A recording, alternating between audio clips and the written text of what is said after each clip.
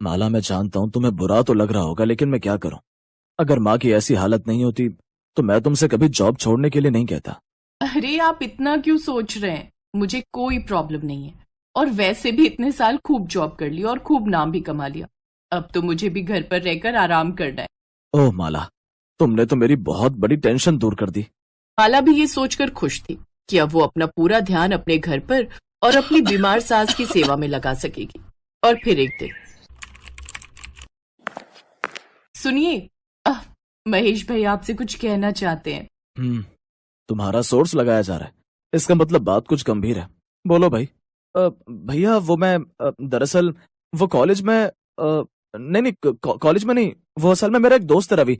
मैं उसके घर गया था एक दिन। तो क्या किया उसके घर पर? माला, तुम बताओ जल्दी, क्या कांड किया इसने? ओफो, कोई कांड नहीं किया है। भैया आप तो रहने दो, मैं ही बता देती हूँ इन्हें सब कुछ। असल में महेश भैया का एक दोस्त है रवि और उसकी एक छोटी बहन है राम्या। महेश भैया और वो एक दूसरे से शादी करना चाहते हैं। अच्छा, तो ये बात है। वैसे करता क्या है तुम्हारा ये दोस्त? और उसकी बहन, वो कहाँ तक पढ़ी लिखी है? भैया रवि का लेडीज कॉस्मेटिक्स का बिजनेस है और राम्या उसने ब्यूटिशियन का कोर्स किया हुआ है। बहुत टैलेंटेड है। शादी के बाद वो अपना ब्यूटी पार्लर खोलना चाहती है। सोचिए ना भैया, कितना अच्छा हो जाएगा। घर में आपके और मेरे अलावा एक और कमाने वाला हो जाएगा। तो जरा थम जा छोटे, तेरी और मेरी कमाई बहुत है इस घर को चलाने के लिए, बल्कि मदद की जरूरत तो माला को है।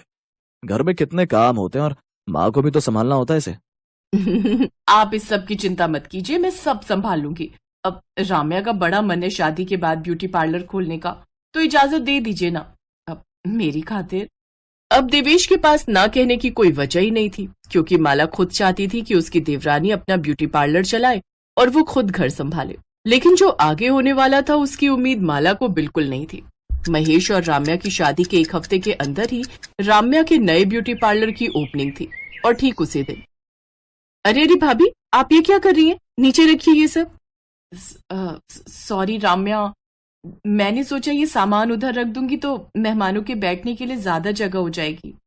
भाभी, ये मेरा पार्लर है और यहाँ कौन सी चीज कहाँ रहेगी मैं डिसाइड करूंगी। आप ना बस वही कीजिए जो आपको आता है। जाइए बाहर, सबको पानी चाहिए। राम्या ने अपनी बातों से ये साफ जाहिर कर दिया था कि वो माला को अपने सामने कुछ नहीं समझती और उसकी ये सोच वक्त के साथ और मजबूत होती गई। राम्या, आ जाओ, नाश्ता रेडी है। और मैं भी रेडी हूँ पार्लर जाने के लिए। अब आपके इस नाश्ते के चक्कर में मैं अपने क्लाइंट को वेट तो नहीं करवा सकती ना। अब आप ऐसा कीजिए, मेरा ब्रेकफास्ट और लंच भी पैक करके पार्लर भिजवा दीजिएगा। Okay, bye. ये कहकर राम्या घर से निकल गई और उसके जाते ही देवेश ने गुस्से से अपने छोटे भाई महेश से कहा, महेश, ये क्या चल रहा है?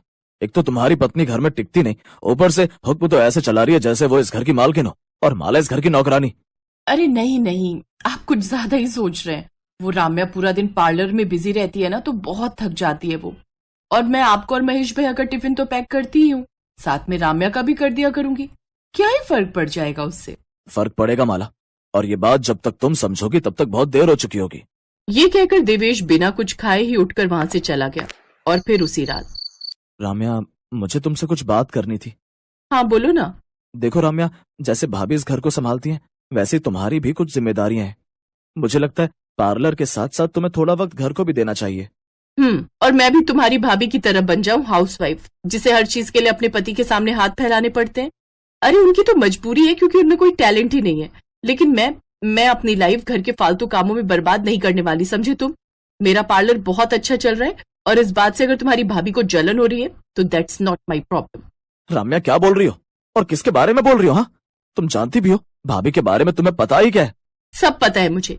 तुम्हारी भाभी उन लड़कियों में से है जो पहले अपनी पढ़ाई पर माँ बाप के पैसे बर्बाद करवाती हैं, उसके बाद करना धरना तो कुछ होता नहीं, तो जिंदगी भर पति की कमाई चाहिए, उसके लिए फिर चाहे अपनी बेइज्जती क्यों ना करवानी पड़े। राम्या कुछ सुनने को तैयार ही नहीं थी। उसने ना तो अपना रवैया बदला और ना ही अपना नजरिया। वो रात को देर तक पार्लर में रहती और फिर सुबह देर से उठती और उठते ही तैयार होकर फिर से पार्लर चली जाती। दूसरी तरफ माला के ऊपर अब काम का बोझ और बढ़ गया। और फिर एक दिन, राम्या, भाभी की तबीयत ठीक नहीं है, तो तुम कुछ दिनों के लिए पार्लर मत जाओ। मैं भी छुट्टी ले लेता हूँ, तुम घर संभालो और मैं माँ को देख लेता हूँ।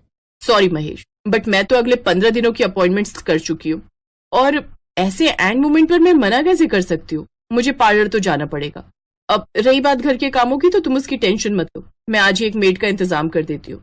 और वैसे भी जो काम एक मेड कर सकती है उसमें मैं अपना टैलेंट और एनर्जी वेस्ट क्यों करूं? अरे पर भाभी तो। महेश, तुम्हारी भाभी घर के कामों के अलावा और कुछ नहीं कर सकती, इसलिए उनकी बात अलग है। पर मैं जो कर रही हूँ वो घर संभालने से कहीं ज्यादा इंपॉर्टेंट है। और मैंने कहा ना, शाम तक मेड का इंतजाम हो जाएगा। चलो अब मैं चलती हूँ, मुझे लेट हो रहा है। ये कहकर राम्या चली गई और महेश अफसोस के अलावा कुछ न कर सका। लेकिन वो कहते हैं ना, ऊपर वाले के घर देर जरूर है पर अंधेर नहीं।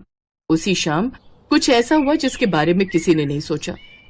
महेश, मेरी मदद करो, वो लोग यहीं आ रहे हैं। मैं मुझे कहीं छुपा लो महेश। अरे पर हुआ क्या? तुम किससे डर रही हो और क्यों? कौन है आप लोग? हम कौन है ये इम्पोर्टेंट ना है, पर हम क्या करने वाले हैं ये पूछो आप तो। आज तो ये ना बचेगी। ये कहकर उस लड़की ने अपने साथ आए गुंडों को इशारा किया और वो सभी जैसे ही राम्या की तरफ बढ़े, महेश ने बीच में आते हुए कहा, रुक जाइए। राम्या, क्या किया तुमने? जानबूझकर नहीं किया। ये कविता है, विधायक जी की इकलौती बहन। इनकी एक हफ्ते बाद शादी है। मैंने इनका प्री ब्राइडल फेशियल किया था, पर पता नहीं कैसे मेरे प्रोडक्ट्स इनकी स्किन को सूट नहीं किया और इनका चेहरा खराब हो गया। मैंने इनके पैर पकड़कर इनसे माफी मांगी, पर ये लोग मान ही नहीं रहे। अच्छी खासी दुल्हन को चुड़ैल बनाकर रख दिया तूने, और हम ऐसे ही मान जाए? अब तू देख, जैसे तेरा पार्लर उजाड़ा है वैसे तुझे भी। रुक जाइए, देखिए इसे मारने से कुछ नहीं होगा। हाँ, लेकिन हमारे घर में ऐसा कोई है जो आपके लिए कुछ कर सकता है। बस 2 मिनट दीजिए मुझे। फिर ये कहकर देवेश फौरन माला को बुलाकर लाया और फिर एलर्जी काफी ज्यादा है, बट यू डोंट वरी, आपकी शादी 1 हफ्ते में है ना, मैं इसे बस 3 से 4 दिनों में बिल्कुल ठीक कर दूंगी। हाँ, कुछ साल पहले तक भाभी शहर की मशहूर डर्मेटोलॉजिस्ट थी।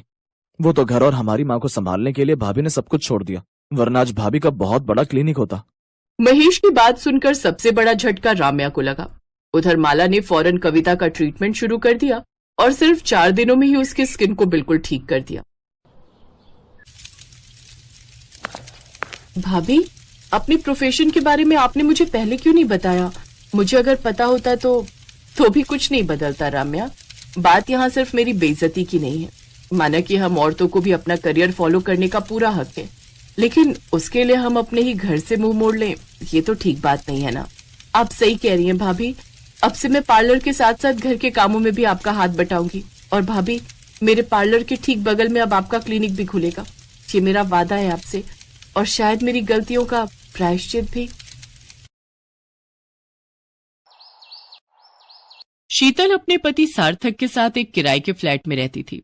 सार्थक एक ऑफिस में काम करता था। शीतल, तुम कह रही थी ना कि तुम्हें राशन और घर के खर्चों के पैसे चाहिए थे, और जो तुमने प्रिया की शादी के लिए साड़ी और सूट खरीदे थे उनके पैसे दे रहा हूँ, तुम देख लेना इसमें से जिनके देने। हाँ, वो कपड़े वाले भैया के 10,000 रुपए देने हैं, बाकी राशन और सामान ठीक है, हो जाएगा।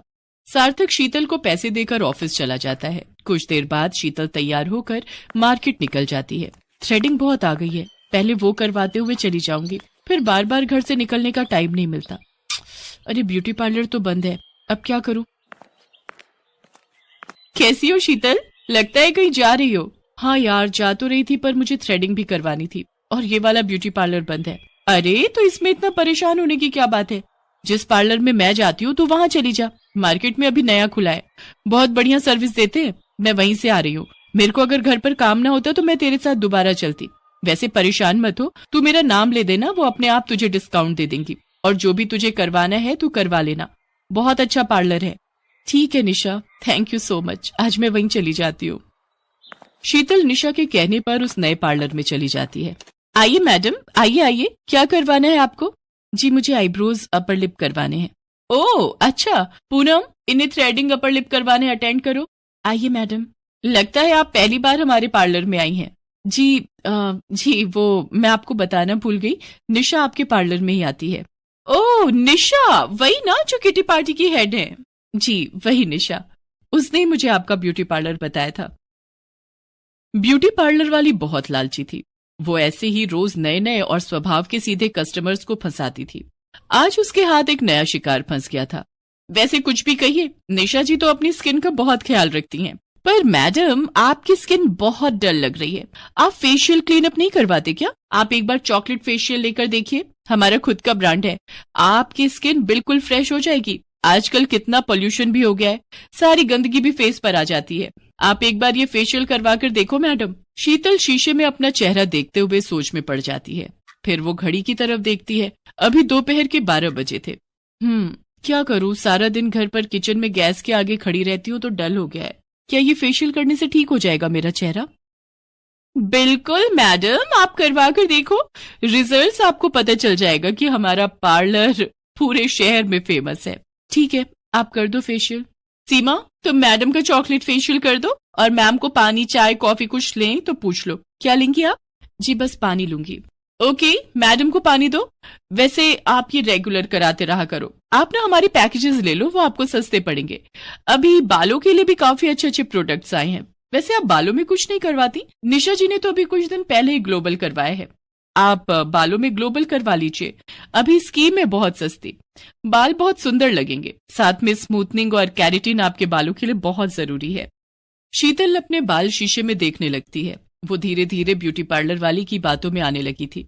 क्या करूं, शादी के बाद अपने ऊपर ध्यान ही नहीं दे पाती हूँ, घर के काम ही नहीं खत्म होते। अरे मैडम, थोड़ा अपने बारे में भी सोचना चाहिए। आपके पास मौका है, आज बाल भी करवा लो, देखना आपका लुक कितना बदल जाएगा। शीतल मन में सोचने लगती है। तभी मैं कहूँ, निशा इतनी सुंदर बनकर कैसे घूमती है? मैं तो उससे ज्यादा सुंदर हूँ, और ये सब करा के तो मैं और भी सुंदर बन जाऊंगी। ओके, आप ग्लोबल कर दो, वो जो आप पैकेज बोल रहे हो उसमें। Okay madam. भैया, इनका ग्लोबल भी करना है, आप बता दो कौन सा ग्लोबल करना है, कौन सा कलर सूट करेगा। मैडम, सीमा कह रही है कि चॉकलेट फेशियल का फेस पैक खत्म हो गया है, वही लगाना रह गया है, अब वो क्या लगाए? अच्छा चलो कोई बात नहीं, मैम को वो बढ़िया वाला D10 पैक लगा दो, और हाँ, मैम के लिए स्पेशल जेल भी मिक्स कर लेना।